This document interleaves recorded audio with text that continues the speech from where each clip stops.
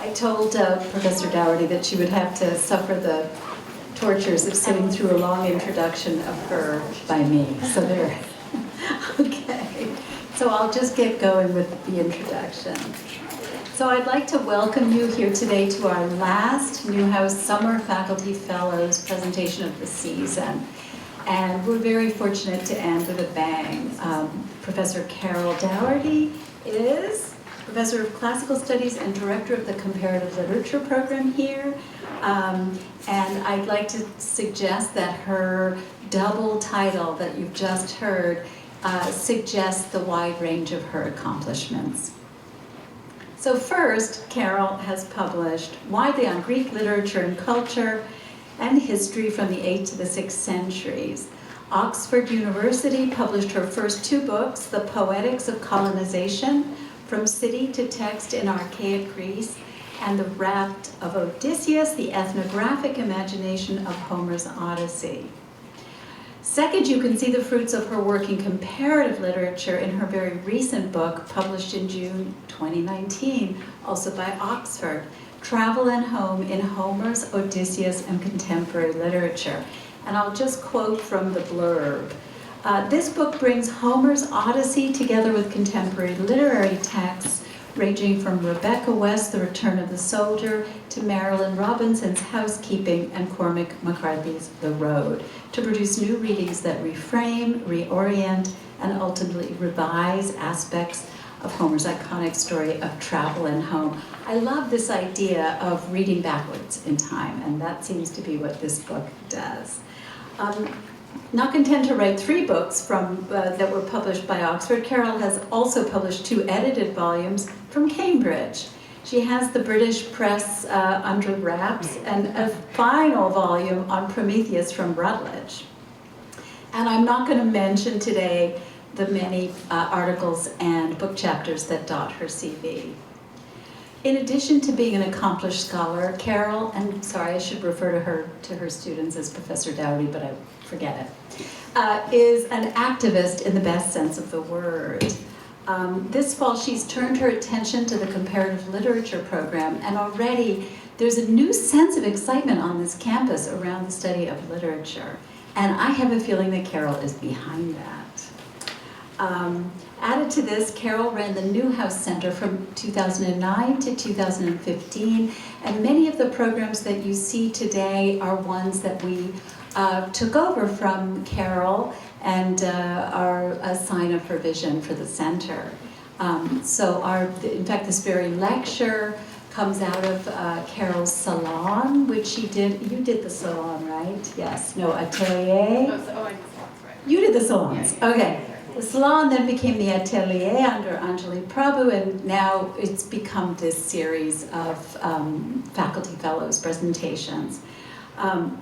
We've also continued the Distinguished Writers series that Carol founded here, and we had Marlon James come at the beginning of the year, and that is directly following in the footsteps of Carol Dougherty.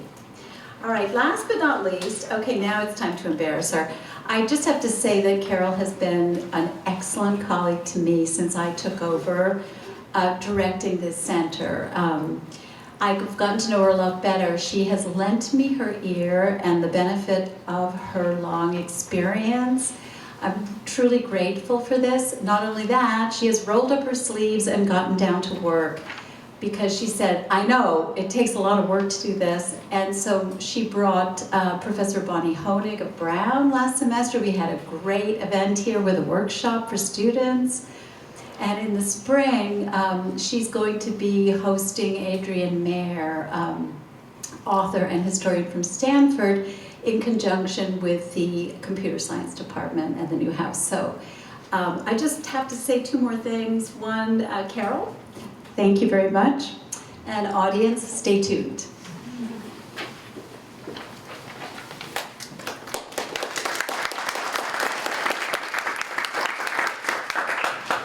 My goodness, I don't think I can possibly live up to that introduction.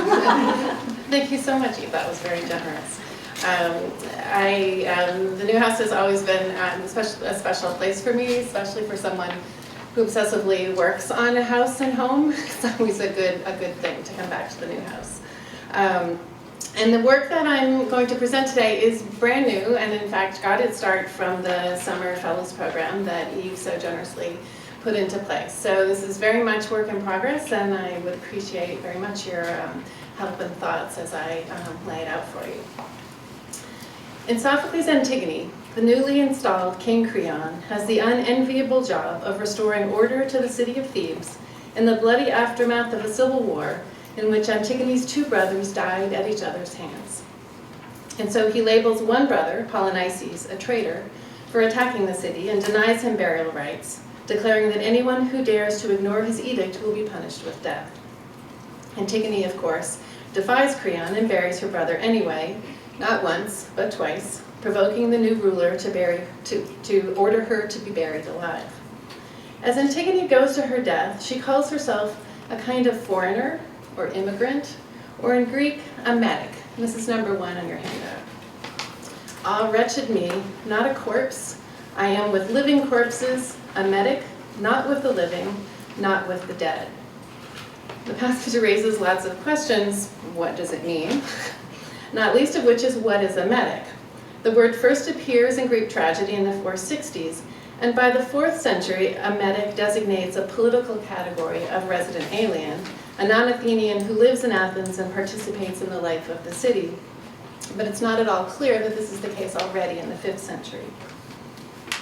It's not even clear what the word means. It's notoriously difficult to translate, both in Greek and into English. And it has been variously rendered as immigrant, stranger, resident alien. Its etymology itself is ambiguous. Oikos means home, but meta can have a transitive meaning, to move or change, or an associative one, to belong to. It contains with it, then, both the terms in which important debates about Athenian citizenship are formulated: residence, mobility, belonging, as well as multiple options about how to reconcile their tensions.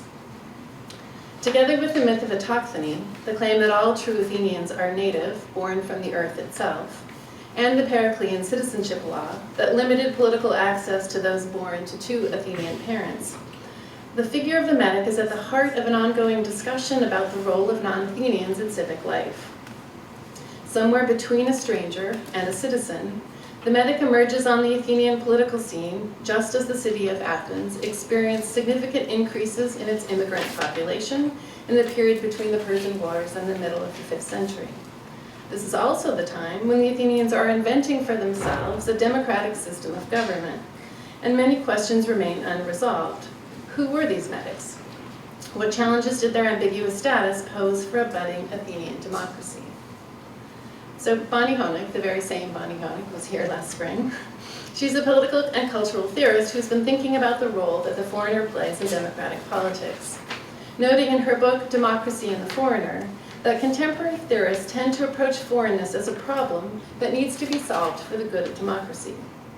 And yet she observes that classic texts of Western political culture often turn to the figure of the foreign founder as the one who establishes or restores political structures. Oedipus arrives as an outsider to solve the riddle of the Sphinx. Jean-Jacques Rousseau's lawgiver comes from elsewhere to found an ideal democracy. And Plato sets his Republic, his influential dialogue on the nature of justice, in the home of a foreign merchant originally from Sicily. And so Honig suggests, what if we flip the question around and ask not what to do about the foreigner, what should we do about them, but what questions does the foreigner help us ask about ourselves? Why, Honig asks, do nations or democracies rely on the agency of foreignness at their vulnerable moments of refounding? At what cost? For what purpose? And so today I'd like your help to think about how we might modulate Honig's notion of the cultural productiveness of the foreigner to embrace the in-between status of the Athenian metic. And part of the problem with the foreigner is its ambiguous relationship to the citizen, sometimes bringing profit and productive change, sometimes posing a threat or danger, coming from the outside, yet providing the rules for governing those who belong.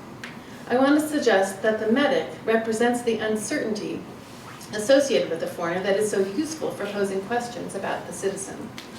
And so my question today is not who are the medics, what can Sophocles Antigone tell us about the political status of medics in the 5th century of Athens, Rather, I want to ask what symbolic work the figure of the metic does for Athenians at this time. I'll argue that the etymological ambiguity of the prefix meta reflects the complications at the heart of the questions that the foreigner brings to democratic Athens.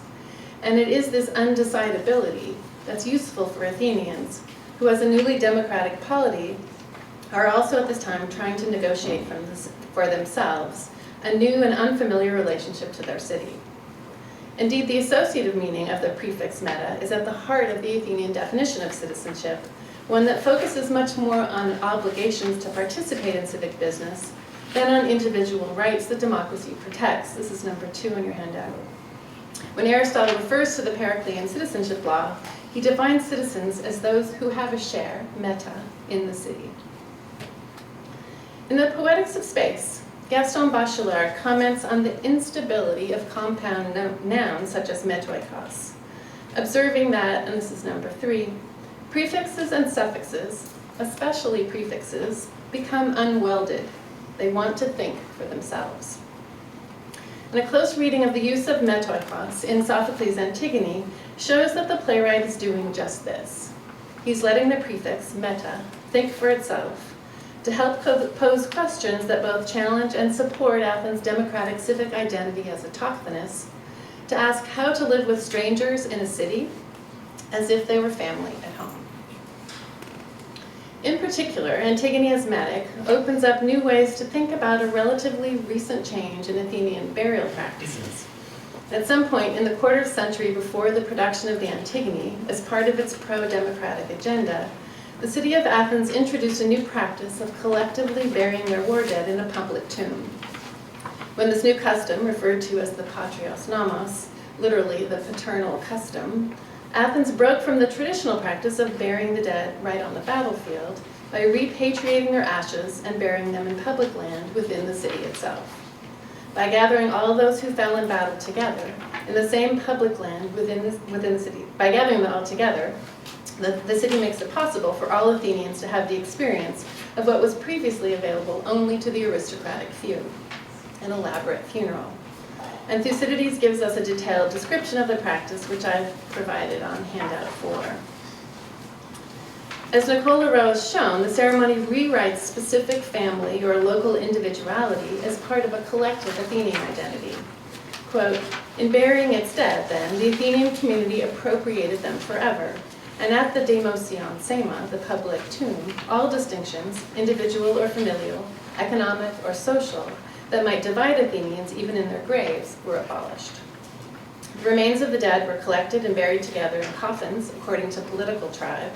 The lists of the dead did not include any mention of individual accomplishments, family affiliations, or local neighborhoods, but rather all were included under one collective heading, these Athenians died.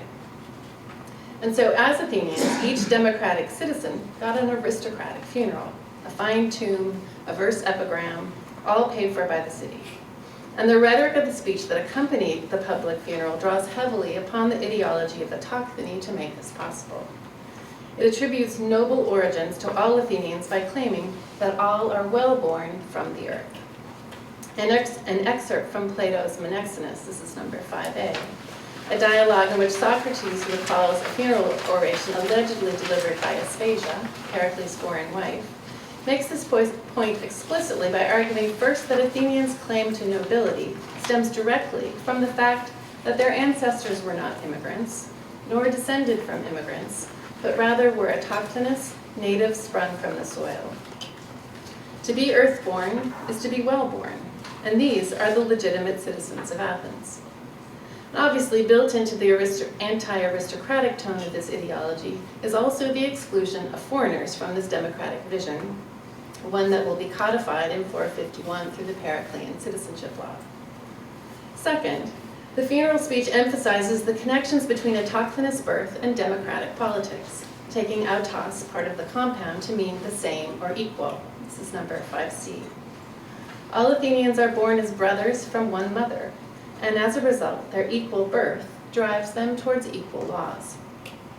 The claim for equality here at the heart of autochthony still articulates terms for citizenship based on birth, but here it's about equality, All are born equally from the same land, not some from some privileged aristocratic families.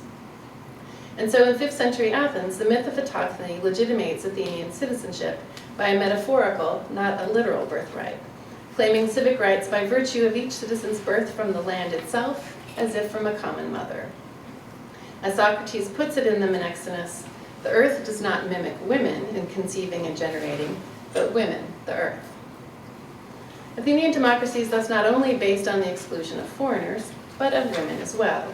And Leroux and others have articulated the gender implications of this move, one that replaces literal birth from a woman with a metaphorical one from the land, all the while naming this new custom after their forefathers, the paternal custom. Finally, the patrios nomos, both the practice of repatriating the bodies and the mythic logic of autochthony that celebrates it, extends this ideology of equality to apply to every Athenian's claim to a place in the earth at death, as well as from birth. Returning briefly to the passage from the Menexenus at 5a, it's not just that all Athenians are born from the motherland in which they live, but, as the argument continues, now at their death, they return to lie in the familiar places of the one who bore them, raised them, and now receives them. And the word that I've translated here as familiar is oikeos, meaning belonging to the family or household, the oikos. And so once again, the passage draws upon family relationships to naturalize an Athenian's unique, noble, but equal relationship to a city. And so with this Athenian burial custom in mind, the patrios nomos, let's turn to Sophocles Antigone, a play that's very much about civic rules concerning burial. The Antigone, produced in 442, is the first of 3 extant plays in which Sophocles tackles the myth of Oedipus, a family and civic drama to which he'll return again in his most famous work, Oedipus the King, and yet a third time in a play that was produced posthumously, Oedipus at Colonus. Although composed first, from a mythic chronology, the Antigone provides the final act of what's often called the Theban trilogy.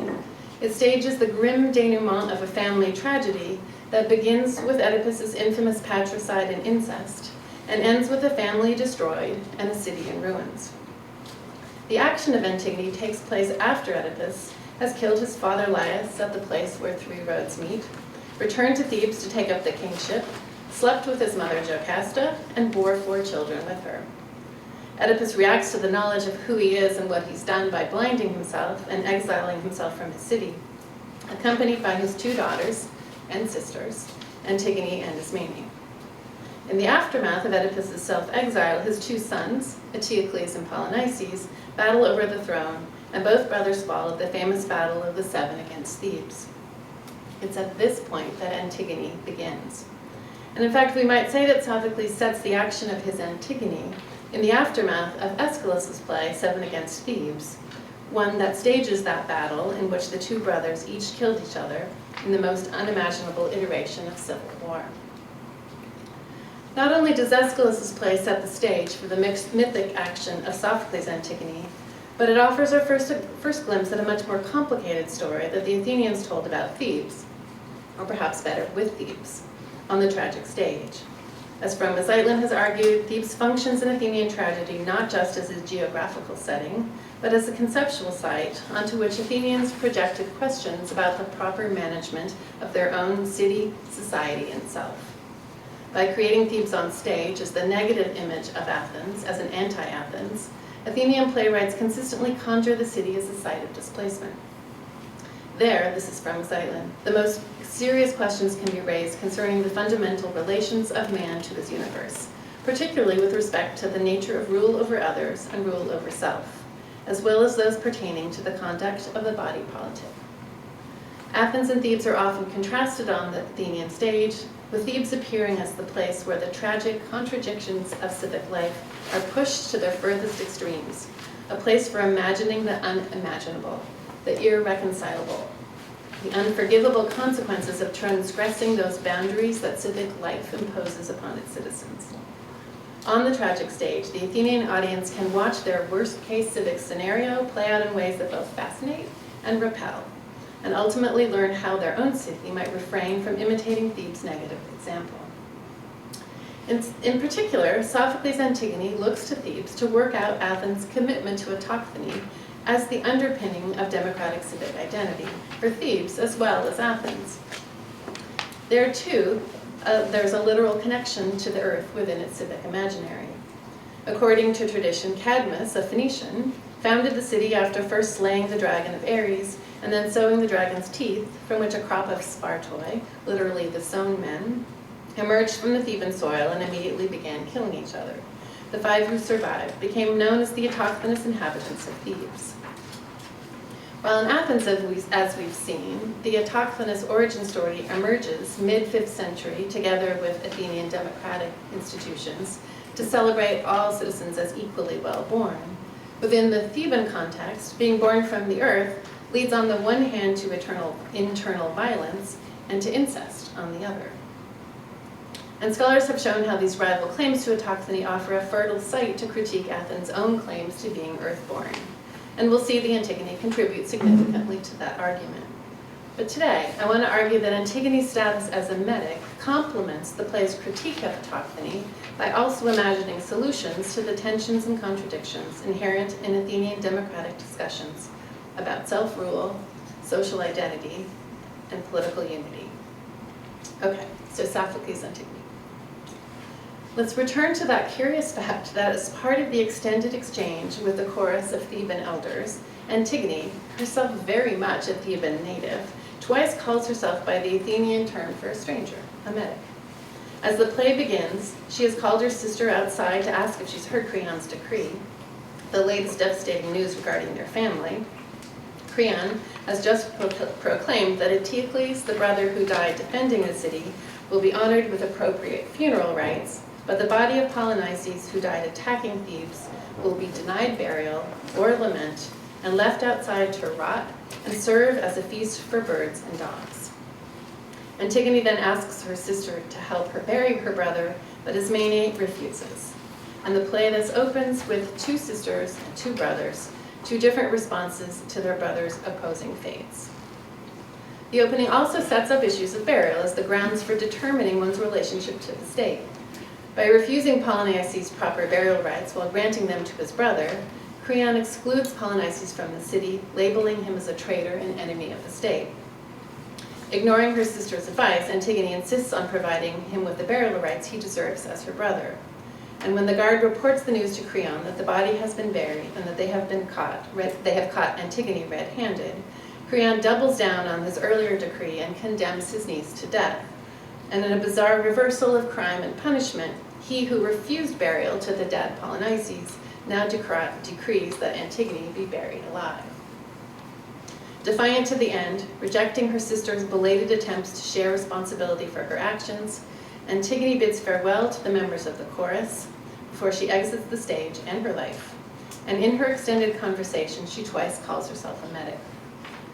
The exchange offers a range of ways to think about how Antigone's status as metic frames other issues of democratic citizenship. So let's start by walking through the choral passage to get a sense of its logic and themes. So I've given you the passage both in Greek and with Robert Fagel's translation if you want to follow along, or you can just listen as I continue. Antigone opens by claiming to be the bride of Hades. Look at me, men of my fatherland, setting out on the last road, looking into the last light of day, the last I'll ever see. The god of death who puts us all to bed takes me down to the banks of Acheron alive, denied my part in the wedding songs. No wedding songs in the dusk has crowned my marriage. I go to wed the Lord of the dark waters. With the speech, Antigone draws upon familiar cultural associations of marriage and death in the ancient Greek world. She introduces herself as a kind of Persephone, the daughter of Demeter, whose death as a young maiden is recast and rebirth as the role of a productive wife and fertile mother. And yet Antigone's story disrupts the productive associations of this analogy. Hades here leads Antigone to the banks of Acheron, just as he once escorted Persephone to his home below ground, but hers will be a literal, not a metaphorical death. She will not be reborn as wife or mother. Her punishment replaces her expected marriage to Haemon rather than representing it. The chorus responds by reminding her that she's not dying from sickness or from an act of violence, but she's autonomous, choosing to die this way. And Antigone then invokes another female mythological figure, Niobe. But think of Niobe. Well, I know her story. Think of what a living death she died, Tantalus' daughter, stranger queen from the east. There on the mountain heights, growing stone, binding as ivy, slowly walled her round, and the rains will never cease, the legends say. The snows will never leave her. Wasting away under her brows, the tears showering down her breasting ridge and slopes, a rocky death like hers puts me to sleep. The Phrygian Strangers, Niobe, the daughter of Tantalus and sister of Pelops, who came to Thebes to marry King Amphion and bore him 10 sons and 10 daughters. As the story goes, she boasted that she surpassed even Leto, a goddess, in fertility, since the goddess had only one son and one daughter. Leto's children are, of course, gods, Apollo and Artemis, who proceed to avenge their mother's honor by killing all of Niobe's children. After their death, Niobe returned home, where she remained weeping until she was finally transformed into a rocky outcrop, with springs continually cascading forth, a geological manifestation of her perpetual grief. Now, while we might expect it to be their shared experience of mourning that motivates Antigone to mention Niobe here, that's not the point of comparison she mentions. Instead, it's the cultural association of marriage and death that both girls share. The last line is literally, most like her, the god takes me to bed. But the erotic language of conquest that equates the two girls' experience elides any mention of Niobe as fertile mother and focuses instead on her transformation into rock. In the end, both girls are enclosed within the earth, subject to a petrified death, whose inversion of the metaphoric norm is expressed through the oxymoron, growing stone. And the alliance between Antigone and Niobe challenges the analogy of earth and female fertility, replacing it with attention to ways that a barren landscape represents the perpetuity of their grief, their capacity for endless mourning. The chorus dismissed the relevance of Niobe for Antigone's plight. Niobe was divine, she's mortal, and Antigone then turns to her city to bear witness to her impending punishment. O my city, all your fine rich sons, and you springs of the Dirce, holy grove of Thebes where the chariots gather. You, at least, you'll bear me witness. Look, unmourned by friends and forced by such crude laws, I go to my rock-bound prison, strange new tomb. Always a stranger, O dear God. I have no home on earth, and none below, not with the living, not with the breathless dead. That's the passage we just started with. Here, Antigone moves away from imagery of marriage and children and laments the unfairness of her impending death. What is this strange new tomb that Creon has created for her who is still alive? What are the laws governing her burial? Neither at home among the dead nor the living, she calls herself a metic. Or as Anne Carson glosses the term in her reimagination of the play, Antigone, for I'm a strange new kind of in-between thing, aren't I? Not at home with the dead, nor with the living. In response, the chorus compare her to her father Oedipus, and Antigone reasserts her status as a metic, this time lamenting her incestuous origins. Oh, mother, your marriage bed, the coiling horrors, the coupling there, you with your own son, my father, doom-struck mother. Such were my parents, and I, their wretched child. I go to them now, cursed, unwed, to share their home. I am a stranger. So you notice that Robert Fagles can't decide how to translate netoik. He's netoikos either, and he translates it both ways, as both a stranger and as someone at home. Antigone's use of the term metic here suggests a whole new level of in-betweenness, not just the uncertainty of her status as a live person among the dead. Antigone's relationship to Oedipus is both as daughter and sister. This is the family from whom she was born and to whom she now returns. And so she goes to her death as a metic and then glosses that status as cursed and unmarried, challenging us to ask how these terms combine to represent her place in the city at this point. The chorus respond by pointing out she's a girl who knows her own mind. Her stubbornness has destroyed her. And Antigone concludes by once again lamenting the ways in her life in which her family have left her alone, unmourned, unmarried, without a friend or family, a mortal living among the dead.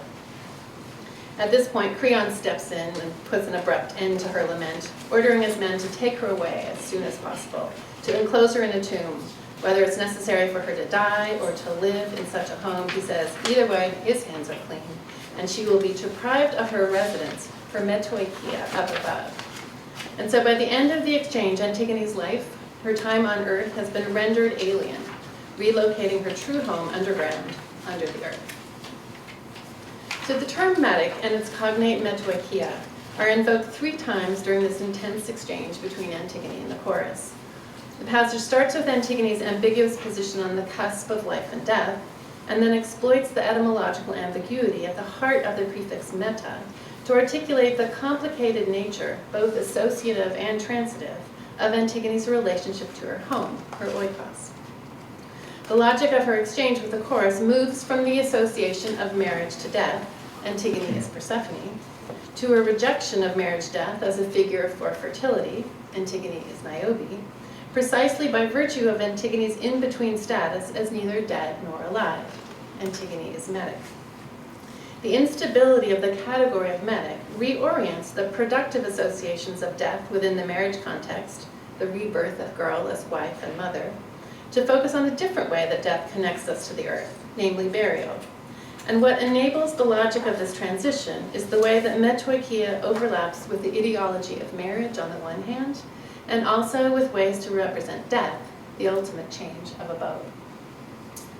In fact, we can find both these analogies at work in Aeschylus's Oresteia, a trilogy produced in 458, one that also engages with the figural potential of the metic. First, let's think about marriage. While early on in the trilogy, the transitive force of meta and metoikos is prioritized to associate the metic with mobility and revenge, with the Furies who pursue Orestes for killing his mother, for example. At the trilogy's conclusion, however, just as the final play, the Eumenides, recasts these vengeful Furies as benevolent spirits of fertility, it unequivocally glosses the preposition meta to mean with.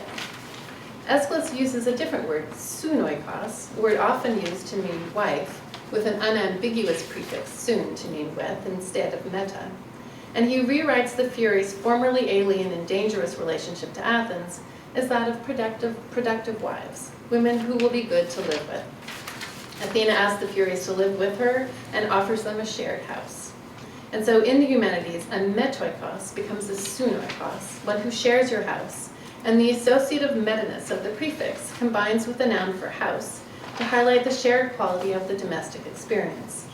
And the introduction of the stranger into the city is now glossed as the wife who left her natal family behind to live with her husband in a new home. Something similar is going on in the Antigone too. We've already seen how marriage imagery characterizes her status as that of a young bride going to live with Hades in the underworld. And yet, rather than death functioning as a metaphor for marriage, emphasizing a productive change of status, as in the Oresteia, the terms of the metaphor are reversed, and marriage works to represent her death as a journey to an unfamiliar home. And in this way, Antigone's self-representation as a metic also draws on the transitive force of meta, in metoikia, to emphasize a figural alliance with death, the ultimate change of status, the journey to the underworld. Indeed, earlier in the Oresteia, when the disguised Orestes returns home after the murder of his father, pretending to be carrying his own ashes to hand to his mother, Clytemnestra, he talks about death and burial as a kind of metoikia. This is number 6. He asks her what to do with the ashes of her dead son. To bring him home, if this is the prevailing wish of his own people, or to bury him, a metoikos, a stranger for all time. These are the instructions you must convey back. Here, as in Antigone, the poet emphasizes the dislocation of death through the transitive sense of meta. It describes death as changing home, moving from life to the house of Hades. And this notion of displacement is transferred to the remains of the dead, now relocated underground as well. Even worse, if one is buried far from home, forever a stranger in the earth. And so the metoikos is both a stranger and part of the family. The one who arrives to share your home, and the one who leaves it to take up residence in the ground after death. And the Antigone uses the undecidability of the prefix meta to bring marriage and death together. Moreover, it does so in ways that focuses on a literal burial in the ground rather than a metaphorical birth from it. If the traditional association of marriage and death focuses on ways that the agricultural fertility of the land offers a fruitful figure for representing a woman's new status as wife and mother, the framework of metoikia challenges the inevitability of that metaphorical association. Indeed, Antigone herself rejects the analogy of metoikia in marriage. Cursed, unmarried, I go as a metic, she says, choosing instead to emphasize the force of meta to represent a much darker view of her change of status. She's leaving home above ground to move into another below the earth, taking that last walk from the land of the sun to that of the dead. So although in her exchange with the chorus, Antigone twice claims to be a metic, a strange new kind of in-between thing, the chorus keeps trying to characterize her with forms of autos, a word that emphasizes her iconic sense of willfulness, her strong sense of self. When Antigone heads off to her death, the chorus calls her autonomous, insisting she's chosen this death for herself. Later, they point out that she knows her own mind, it's her own blind will that has destroyed her. And to return once again to Anne Carson's Antigonic, and there has Creon hurl an incredible list of auto-insults at Antigone. This is number 7 on your handout. She says, you're autonomous, autarkic, autodidactic, autodomestic, autoempathic, autotherapeutic, autohistorical, autometaphorical, autoerotic, and autobeguiled. It's hard to say all those words. While Carson is certainly taking liberties here with the Greek, as always, she's also onto something. For Sophocles does cluster an unusual proliferation of compound nouns with autos at the core around Antigone and others in the play. This autos is, of course, also at the heart of autochthony. In the terms of Antigone's standoff with the chorus, I'm a metic, no, you're autonomous, suggests that we revisit its role in the word autochthony to see how it informs the use of metoikia in this play. So I'm going to do a little bit, teach you more Greek. So we're going to start by taking this word apart. Autochthony is a compound also made of autos and the word chthon. The latter part is easy. Chthon means earth or land. But autos is a bit more tricky to define, as it either expresses agency and intensifies what follows, as in the earth itself, or it represents a sense of sameness, as in the same earth. As a pronoun, it emphasizes subjectivity, often intensifying the reflexivity of the subject's actions upon him or herself. I'm listing the examples I'm going to go through are on the handout number 8. Antigone's father Oedipus was driven on by crimes he brought to life himself, to gouge out his eyes with his own hands. The violence that the two brothers wage upon each other is similarly characterized. Our two brothers dead in a single day, both shedding their own blood. Antigone boasts she buried her brother with her own hand.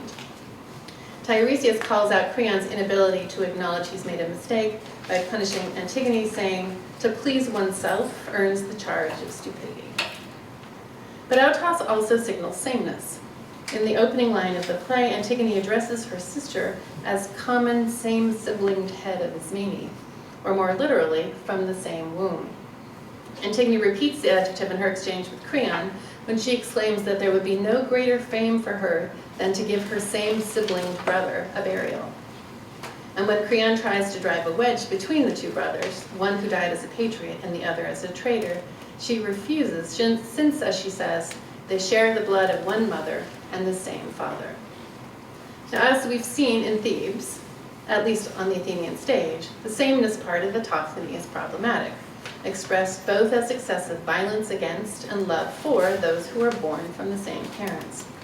And this overinvestment in sameness at work in the Antigone is clearly part of the negative image that Athens projects onto the tragic Thebes. But I think there's something else going on here too. Let's return to that moment when the chorus calls Antigone autonomous as she marches off to her death. The principle of autonomy is a cornerstone of democratic political theory, emphasizing the rights of subject people to maintain independence, their own laws or customs, in the face of authoritarian power. And most translations of its appearance in this play take the term's political meaning, metaphorically, to represent Antigone's sense of self. She's self-willed. She rules her own destiny in the face of Creon's authoritarian rule. But this is the first time the word appears in all of Greek literature. And so I'd like to take it apart and read its constituent elements, autos plus nomos, differently, to translate its use here to represent Antigone as one who's characterized by the law of sameness. This would be a fair assessment, Her family suffers from too much sameness. Her two brothers both strike and are struck by their own hands, and as a result they share the same pollution. They're born from the same parents. And on the verge of being sent to her death, Antigone decries her incestuous origins, decrying or complaining about the auto-generative beddings of my ill-fated mother with my father. And as for Namas, Antigone is obsessed with rules and customs, especially those concerning the proper burial of the dead. And so by translating the compound autonomous to describe Antigone in terms of the customs or laws of sameness, the namas of autos, we find ourselves right back where we began, to that new burial custom or law, the one that depends upon the rhetoric of autochthony to celebrate Athenian citizens at the moment of their death, the patrios nomos. In fact, we might say that the play offers Creon's unorthodox decision to bury Antigone alive, along with her exchange with the chorus, as a kind of restaging in Thebes of the Athenian patrios nomos, one that puts the autochthonous ideology of the accompanying funeral lament in the mouth of Antigone the medic. Antigone, in her exchange with the chorus, first addresses the old men as citizens of her paternal land, her gos patrios, and appeals to her city, its prosperous citizens, and its unique qualities of their land, not her family, to ask by means of what laws, what nomoi, do I go toward this heaped-up enclosure of this new tomb? And it's hard not to think of that other new burial practice, or namas, in which Athenians laid on the battlefield were separated from family and buried in a collective civic tomb. Similarly, when Antigone appeals to the auto-generative couplings of her parents, from whom she was born, and to whom she now, as a cursed, unmarried medic, returns, she revisits the family metaphor that underpins the proud claim made in the Menexenus, whereby all Athenian men return in death to the familiar, literally family places from which they were born. Antigone, too, as a result of Creon's disruptive funeral custom, is returning home to the mother who bore her, to the tomb, as if to the womb, and her use of the family language that dominates the funeral oration denaturalizes its appeal there to collective civic responsibilities and political equality, revealing a dark side to the sameness at the root of autochthony. Here, brothers of the same mother represent civil war, not democracy, and the emphasis on sameness leads to incest, not equality. Antigone's lament thus offers a critique of the nomos of sameness, the Athenian deployment of autochthony in the service of democratic ideology. But more than that, the play brings Antigone's status as a medic, her alien in-betweenness, as the one who moves from house to house as a potential wife, and the one who lives within the earth as a corpse, to bear upon this autochthony narrative to pose serious questions, not just about burial customs, but also about what's at stake when a democratic polity tries to establish the rules of citizenship. And here's where it's worth remembering that when Plato tries to imitate the funeral oration in the Menexenus, he puts his speech into the mouth of a medic as well, Aspasia, who is the foreign-born wife of Pericles, the guy who established that citizenship law. And so when Antigone the medic asks, what are the rules for a proper burial, she's also asking, or helping Athenians to ask, about the rules for citizenship. How do we relate to the land? As part of her discussion of democracy and the foreigner, Bonnie Honig notes that while the experience of alienation can negatively affect the civic good or sense of communal identity, on the positive side, she claims that it marks a gap in legitimation, a space that's held open for future refoundings, augmentation, and amendment. And so I want to conclude by sketching out some preliminary ideas about what these questions are that Antigone, the alien in-between medic, helps pose. To move beyond reading the Antigone as mere critique, portraying the devastating consequences of Theban civil war on the Athenian stage, to explore that gap, that space in between, as a site of augmentation or amendment of Athenian notions of citizenship. A fundamental challenge facing members of a newly established democratic state is how to establish rules for citizenship that don't depend on family relationships. And Antigone's family, one in which the categories of family and state so famously collide, highlights the nature of this problem by inverting the terms of the challenge. The play asks how to make a political outsider of a member of your family. The Periclean citizenship law and the autochthony myth that support it respond by getting rid of strangers completely, both literally, no immigration, and rhetorically, only true citizens are native.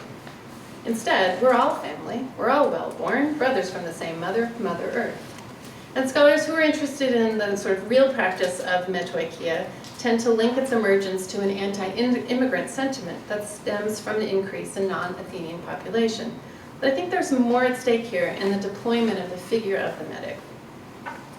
The pro-democratic rhetoric of autochthony articulates an anti-immigrant subtext by translating autos, same as in not difference, as if it were esos, same as in equal. And Antigone, the autonomous metic, calls out this rhetorical substitution and reasserts the meaning of sameness to autochthony. She reminds us that at the heart of isonomia is also autonomia, the rule of sameness. And by literalizing the family metaphor, she asserts the logical and problematic extremes, the challenges of living too much together, of returning home to those from whom you were born, both literally, incest, or metaphorically, nativism. Like the Patrios Nomos itself, the play repatriates the language of aristocratic privilege that Athenian democracy had reappropriated for its own project, and in so doing it reveals the contradictions, the challenges, the limitations of that effort to appeal to birthright to determine citizenship. Antigone's position alienates the discursive goals of the Athenian Patrios Nomos, a funeral custom that replaces family with the state, by showing the risks of the opposite. Trying to live together as members of a democratic city when you're all members of the same family.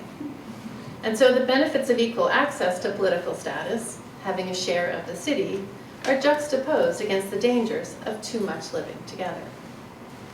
And yet, Antigone's status as someone in between life and death also suggests a middle ground. It shows how the opposition between metoikia and autochthony collapses, how these two competing ideologies might be brought together productively. For even while raising doubts about the problematically nativist nature of autochthony, the etymological ambiguity of metoikia also embraces the communal shared democratic goals behind the Patrios Nomos, a practice that celebrates Athenians as citizens through a shared experience of a civic burial, not birth. Returning to Antigone's exchange with the chorus, there we saw that metoikia enabled a conceptual shift in the way a citizen belongs to the land, from being born from it metaphorically to literally being buried in it, emphasizing the transitive sense of meta in metoikia, the way it also represents death as a change of status, the movement from one world to another, as a kind of domestic relocation. Think back to the Orestes passage in which the question of where to be buried, at home or as a perpetual stranger, was mediated through the language of metoikia. We might even say that the act of repatriating the Athenian dead from the battlefield to a common civic tomb in the city is itself a kind of metoikia, a resettlement in the service of autochthony. Indeed, foreigners and metics who died for Athens were buried in the public tomb alongside native-born Athenians, achieving through their death the Athenian citizenship that was denied them by their birth. Because the democratic goals of the Patrios Nomos erased family individuality in favor of collective Athenianness, the practice reverses the anti-immigrant implications of the autochthonous ideology, thereby revealing precisely those contradictions at the heart of the questions about who gets to be a citizen. One who's moved house, a metoikos, has become a citizen and now has a share of the city, metapolios. Finally, one additional way that the play brings the metic perspective to interrogate the rules governing citizenship takes us back to the intensive, subjective meaning of autos in autochthony. Antigone, the autonomous metic, the one who knows her own mind and controls her own destiny, also suggests a way to incorporate the notion of agency or choice into rules about citizenship, as a way to embrace the immigrant who has left another home to share our city. While we cannot choose the land or family into which we are born, we can choose where we die. In this context, we might even think about the dust storm that accompanies Antigone's second burial of Polynices as an imaginative attempt to reconcile these tensions. The earth itself provides the burial rather than the birth. Antigone's status as a metic thus destabilizes the primacy of birth, whether literal or metaphorical, as a criterion for citizenship, a possibility that is in fact contained within her very name. Antigone is easily read as combining the prefix anti leaning against or in place of, and a form of the verb gignomai, to be born. And so her name suggests that she helps imagine something in place of family, namely the rules by which we claim connection to our city through burial rather than birth. In fact, Sophocles returns to this possibility at the end of his life in Oedipus at Colonus, where it's precisely the burial of Oedipus in Athens, rather than his birth, that gives him citizen status and brings value to the Athenians. As if at the end of his life, after the collapse of Athenian democracy, the poet's trying to rewrite the past, to revise his earlier engagement with the mythic past, to return once again to the questions he posed in the Antigone 35 years earlier. But even already in that play, Sophocles suggests ways that the structural categories of sameness and difference, belonging and mobility, autochthony and metoikia, with all their competing goals and aspirations, ultimately meet each other, confront each other, inform each other through the figure of Antigone the medic, who can help us think about what's in between the polar opposites that structure democratic ideology. By letting the prefix think for itself, by exploring the ambiguity inherent in the etymology of metoikia, autonomy, and even Antigone's name itself, Sophocles' play enables 5th century Athenians to ask not just about whether native-born or foreign-born people belong within the democratic city, but even more fundamentally, should birth be the distinctive criterion for determining citizenship? I lost my place. For citizenship. Can the invigoration that mobility or displacement brings to a city coexist with the aspirations of being settled, belonging to a place, and forging a communal identity? Now, this talk has given you a lot of inside baseball about classical Athens, perhaps too much, close reading of its linguistic and political debates over citizenship. But I hope it's also provided a framework for clarifying and negotiating the terms upon which democratic societies, then and now, establish the rules for who's in and who's out, who gets to be a citizen, and on what terms do we belong to this land. Above all, how do we disguise or complicate those rules by associating them with values of equality, difference, sameness, stability, autonomy? These are the questions that Antigone the medic helps us, as well as Athenians, ask about ourselves.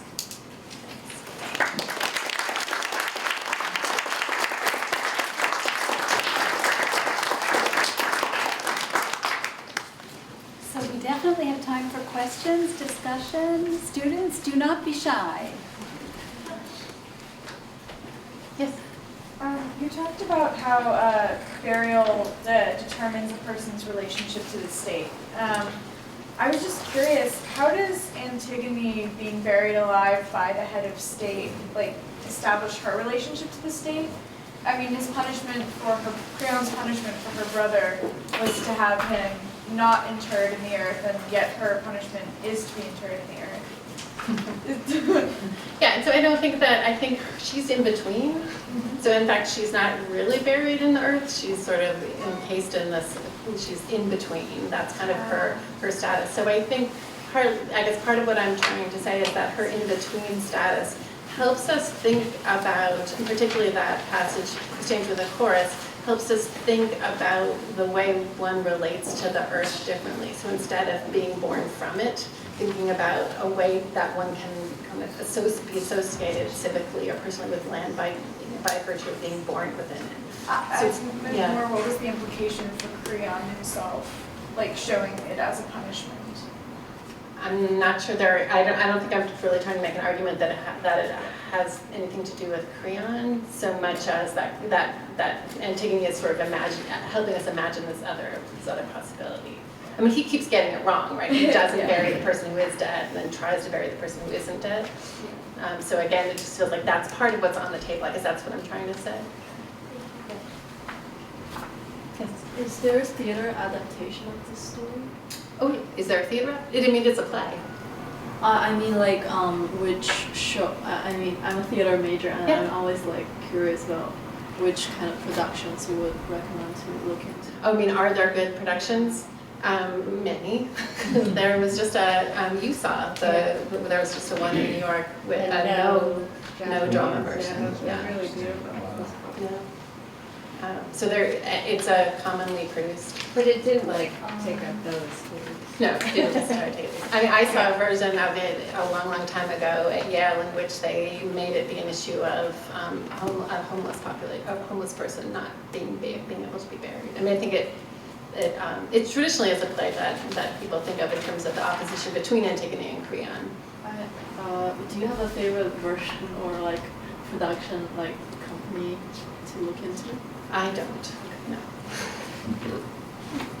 Yes. I thought this was a really provocative talk, and I think it is pretty on the surface that it has really contemporary resonances and is really structured by a lot of the things that are going on politically. And I'm wondering if you're seeing this as a kind of genealogy or what role the present is playing in your argument. I guess I kept waiting for you to to say that explicitly. You don't have to, but I'm just wondering, in your own thinking, is that just something that's kind of motivating the work, or is it something that you want to kind of explicitly draw out and say, here's this really rich genealogy of this problem that we're facing at this moment? I think one could make a genealogy of it. I think for me, the motivation primarily was just to think about this word medic, which I've been obsessed with for a while, just because it's because of its kind of, and particularly the way it appears in Greek tragedy and so that was, and I've been trying to figure out what to do with it for a really long time and never could figure out why so many versions, so many times it appears in Greek drama had to do with burial, and I kept sort of thinking, I don't really want to think about that. That's not really interesting to me. I'm much more interested in people moving around and that kind of thing. And so it was reading Bonnie Honig's work who helped me just reframe the question and not be so much worried about what is a medic, but rather what is this medic thing doing? What is this category doing? And particularly that, I think that kind of really like her focus on undecidability rather than ambiguity, because it feels like people are constantly making choices. It's just not always the same choice, and there always is a different choice, which seems importantly different from just something just could be either one or the other. So I guess I feel like that's how I came to the project. I'm primarily a classicist and interested in what this can tell us about the 5th century Athenian world, but I think it obviously does have implications. So I guess I feel like it's not so much a genealogy as a kind of back and forth process. Yeah. What other works have the, like you mentioned there were other works that have the concept of the medic in it? So it appears in all of Aeschylus's work. So it's in the Oresteia as well, and it does, first of all, as I said, it appears in all 3 of those plays and starts off as being attached to figures of revenge, and then by the Furies themselves, first Orestes and then the Furies themselves. And then by the end of the play, Athena, as she's sort of turning those Furies into these benevolent figures, that the meaning clearly seems to be about imagining a version of that word that's not so much about revenge and mobility, but rather is about living together productively. The work I had worked on that before I got obsessed with the burial thing. They have to live under the ground as well, so I have to come back to that. But also he talks about the Danaids in the play called The Suppliants, who are these daughters of Danaus that were originally Greek, but then were in Egypt, and then were fleeing from Egypt to avoid their cousins, the sons of Aegyptus, and they come back to Argos and are taken in as medics there as well. And that seems to be more about this kind of issue of immigration. It's interesting that in that play is the first time the word democracy is used. So clearly there's something going on in terms of the way that the word appears, at least in Aeschylus, also with early forms of political sort of imagining as well. Yeah, great. I'm just wondering, so you mentioned the Menexenus, and I know we talked about the apology, but I'm wondering about the statesmen and the laws, actually. So there we get the myth of the golden age of Cronus, and you have these 2 opposing eras. So there's the era of the Earthborn, but we're dramatically separated from that. So it just strikes me that Plato might be, I don't know what the connection is sort of with respect to transmission, but it seems to be making a similar contrast here, right? So maybe instead of being all born of the earth, right, affiliation has to do in the polis with, where you end up. Right, and I probably There's- need to think more about Plato. Okay, I mean, that's Which I haven't got to yet. Yeah, No, I think he may be also criticizing that, Yes. because of course the golden age is the thing we Right. should use as a model, it's the Right. ideal statesman we should Right. be, but yeah. Right, exactly. I know. Yeah. Carol, a terrific lecture, really rich. I just have it's a funny little question and a footnote to your provocative work. It's about a sentence that's on number 4, Thucydides. Is this, Carol, another kind of in-betweenness? The sentence is, one empty bier is decorated and carried in the procession. This is for the missing, whose bodies could not be recovered. How do you bury somebody that you can't bury? How do we understand someone who is present but simultaneously absent? I just find that notion intriguing, that it just sort of sits in a single sentence in the midst of that long description that Thucydides offers, but I think in fact it's very stimulating and interesting other direction from which to approach this in-betweenness that you're describing. Yeah, I mean, it's like the tomb of the tomb of the Unknown Unknown soldier, soldier. Thank you. unknown soldier, someone whom we bury. Well, we have not really buried. We Yeah. can't because we're Yeah. not able to recover the right. body. I wish I knew more about Greek culture and society to try to flesh out that sentence and understand what the culture and society were thinking, what they were imagining. Well, I think you have it. I think that's it. I mean, I think it is trying to create a space for those for whom the bodies couldn't be recovered. Yeah, very interesting. But it is again that kind of playing around with that again, like taking the wrong people who are in the ground are not in the ground, or Yes, in the ground and not in the ground. but not in the right. ground, or the Yeah. idea is in the ground. Yeah.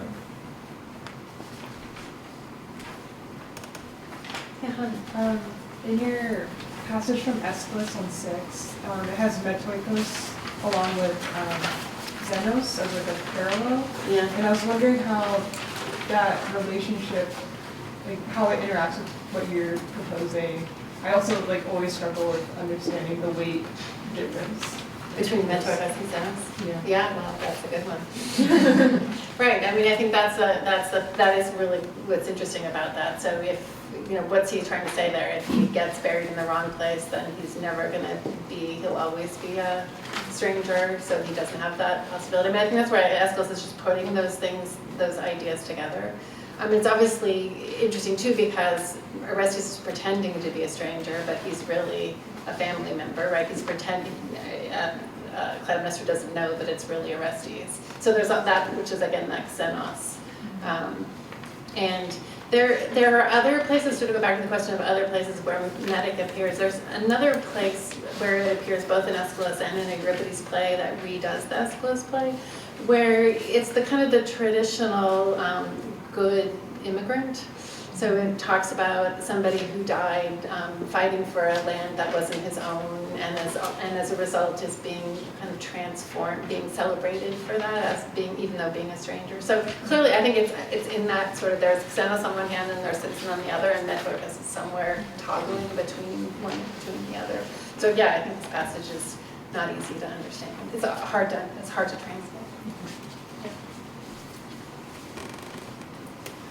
Awesome. So I'm not sure I'm completely getting the idea about laws and customs of sameness as a sort of, a thought about, the reference to autonomy, and especially when Antigone is called autonomos. And so looking at all those, section 8 on the handout, all those things with the prefix auto there, it seems like in your translations, I'm assuming they're yours, own is the idea that keeps coming up. And even for things like auta delphon, could be like own sibling. And it seems to me, in that context, it's not so much of your own free will, but acting on your own, acting alone. You know, not us all acting together with shared authority, but you know, acting on your own. And I'm wondering if auto sort of has more of the force of own than of same there. I'd argue it has both.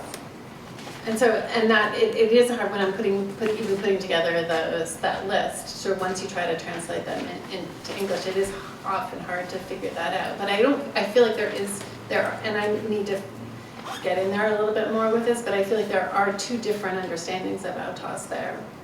And even just like going back to your beginning Greek rules, right? When it's in the attributed position as opposed to when it's acting like a pronoun, right? It's either selfness. And people, so I think that, but it also can mean the same. The same obviously has to do with self, right? It's not different. But I feel like that there's some, I guess what I was trying to tease out, that I feel like that, again, there's that possibility, undecidability about whether what you're trying to say here, interpret it as with the autos self as the subject of nomos, I am self-willed, I'm ruling, I'm in charge, or whether you want to invert that around. And that's like the brilliance of these compounds, is that they're leaving it up there for you to figure it out, right? There's autos and there's nomos. In fact, this is the first time the word appears. And what everyone usually does is look at the later appearances, construct a whole thing about Thucydides and the relationship of subject allies to Athens in the second, after Athens' imperial power is imposing on the subject allies, and then retroject it to the Antigone, and then say, oh, well, then it also has to be metaphorical, so there has to be some earlier version. So I'm just trying to sort of play devil's advocate here and say, this is the first time we don't know that it has this calcified sense of the way we think of it as being self-ruled. Maybe there's also, because there's so much, as you can see, there's so much else going on in the play. I'm trying to propose an alternative to self-ruled or of your own free will, that sort of idea, but more like acting on your own, like with your own judgment as justification or as authority, taking yourself to be sufficient authority, you know, just to, like, you know, automatic, right, from automatein, which is sort of acting on your own, right, without some outside thing acting with you, or, right? So I'm just wondering if that's, like, a possible sense there. I think it is. I think, which is different from, like, sort of more calcified autonomy idea. Okay. Yeah, I mean, there was somebody who's done work recently on the fact there's no Greek word for suicide, and that looking at autos, two forms of autos, the subject, and autos as the accusative, and trying to explore whether that is the first time we get this notion of subjectivity, whether it's just you're being killed by your own hand, or whether you are subjectively killing your objective self. So I feel like it's being kind of worked out. But what I really want to add into there is the notion of sameness, which I think is not what the autonomy, because we are so groomed to think of autonomy and to read it as in terms of the English word, as I'm just trying to turn it around and argue that that's also there, especially given what else is going on in the play.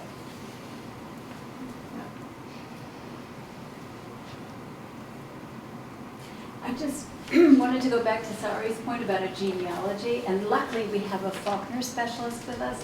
So this idea of who just came in? no, we need you here. Yeah. So the idea of you mentioned that living in sameness, that there's almost a danger to being too similar and living too close together. I mean, and then of course what that leads to incest, I think, is and incest is repetition. But there's a great book by Werner Sollers, Neither Black Nor White, Yet Both, where he's talking about Faulkner, and this is where I want to pass the, because isn't that a way to tie what you're trying to do with the traveler as the representative of roaming and difference and changing the end of the story? Isn't that a way to tie your argument together with what is happening with race politics and identity politics? Sure. In a more contemporary way. That actually this could be very instrumental as an argument for what difference represents. But can we talk about Faulkner and what about It's really Carol's day, so I Carol's not gonna talk about Faulkner. But maybe I could just ask Carol another quick question. Students probably have to get to dinner soon, but I was struck, Carol, by that word alone, which comes up, at least in the English, 2 or 3 times in the quotes that you give us. Abandon her there alone. And there's another example, allow to yourself alone. Would the culture have understood aloneness to be a terrible predicament, a frightening? In part, I ask because Antigone so often is invoked as you mentioned authoritarian Creon early on, Antigone standing resolutely alone against authority. We pay tribute to her now, as we do to Thoreau and Huck Finn when he refuses to turn Jim over to the slave hunters, or Rosa Parks on the bus in the 1950s. What about aloneness, Carol? How could you tell us a little bit about that word, that condition? Well, I think here, she is Monet, she is alone, she's isolated from others. So I don't think Greeks have a notion of the noble, alone person. I think that is a kind of ideal virtue. I think her being alone here is being separated from community, separated from everybody else, separated from her sisters, separated, that she's doing something. I couldn't find it right this second, but it's in that autonomous passage. They say you are living alone, you're alone on that. So I think, again, that's what we like to bring to Antigone and to other figures that we see as these conscientious objectors, but I don't think that that's a Greek thing as much. Oh, that's interesting. I think it's, again, a way of representing her as an outlier, as being outside of the norm. Yeah. In a way that's both heroic and not good. Right. I guess one thing I wonder is and maybe in a way your reading would account for both of these ways of looking at it, but in some sense, saying where you die is what matters, that it resolves this tension. It seems to me that on some level, Antigone is, she represents the way that metoikia and autochthony cannot go together at all, this essential incompatibility about it, and then she's not really buried. And it's, so it's almost like you have this positive way of looking at incorporating the immigrant, which I guess I don't know that I feel like that's actually what the play is depicting. I didn't think I was trying to say that. I didn't think I was saying that. I was saying that I feel like it opens up those questions for saying, but I don't think it's necessarily saying, yes, let's bury the day. Well, that where you end up is you're identified with that place. That's what I'm saying, is it's sort of unresolved. That question to me is more kind of up in between in the end. No, I think it is. I think it's just, at least it's kind of, I like thinking that it allows you to sort of recalibrate or see that this whole notion of being born from the earth is not necessarily the only way that it has its negative side, because it turns into this incestuous kind of overly anti-immigrant, kind of anti-outsider sameness. While at the same time it's productive. So there are good things about that, and then there's bad things. And the same thing with the death. Obviously, that's not a productive. It's barren. She's the end of her family. It's not a good thing as well. And the idea, again, that they're staging her marriage as she's being married underground is also, again, I think it's just kind of pointing to these tensions and saying there might be a different way of thinking about how we could relate to the ground. I just think it's kind of interesting just to think about. I like the idea of thinking about the dust storm as the earth itself is burying this body, instead of thinking about being born from the earth itself. It's not necessarily, and I like the idea, I don't know, by one of my political theorist friends to help, the notion of choice as also a way of thinking about citizenship and not necessarily having to be birth-oriented. I think that, so I guess I'm just trying to suggest that the play is, that the Medic is allowing these questions to to come forth. Right, but it doesn't really dramatize choice. That's what I, so you know what No, I'm I saying, was- right, like that there's, like really it's a terrible outcome for Antigone. Oh, and- yeah, if anyone got the impression that I was trying to argue that Or it it's was been, a I guess just productive. that nothing is resolved. The three terms are kind of brought together. They're not resolved. I guess all I was trying to push back is the people that only see it as a critique, Yeah. and then just say, oh, well, this is just, that all it is showing that Athenian autochthony is bad, and that, which I think is just fine, but then I think what the medic does is then sort of try to at least open up why that's bad, or at least get us to think in different configurations. And instead of just sort of thinking of mentoikia, I mean, because that patrios nomus is, in fact, they are moving from the bones from one place to another. So isn't that, in fact, a form of mentoikia that's being celebrated as a form of autochthony, with the language of autochthony? So there, I feel like they are being brought together. I'm not saying that it's... And then just the other thing I just want to bring up as you move forward with this is, I think it's interesting, is Orestes the only male in tragedy who's referred to as a medic? No, Parthenopaeus. No. Okay. And Oedipus himself is a medic in the Oedipus the King. And he says he's a medic and a xenos at the same time. And Hippolytus is a medic. Okay. He's called a mentoikus also. Yeah. Again, he's about to, he's not somewhere. He's a little on the fence anyway. But I do think it means something different in terms of women and men. Like I think the gender thing, because all women are medics. They're all moving from one house to another. Right. So you know, so right. Yeah. That's also what I was trying to say, which what the Orestias is like overtly about that. And also, I think the Suppliant Women is doing the same thing, because that's all about their marriage, and they're foreigners and they're being married, and what they do on their wedding night is kill their husbands. So don't forget about So don't forget about that. No, there's definitely lots of gender. There's, as I said, I'm just at the beginning. Yes. What do you think of the possible parallels between the endings of like many of Plato's dialogues ending in like frustration and an inconclusion of like what actually is the message, and maybe the frustration at the end of Antigone with like the death of these family members and like a lack of resolution, and maybe its intent to like raise these questions and get at these anxieties but not resolve them?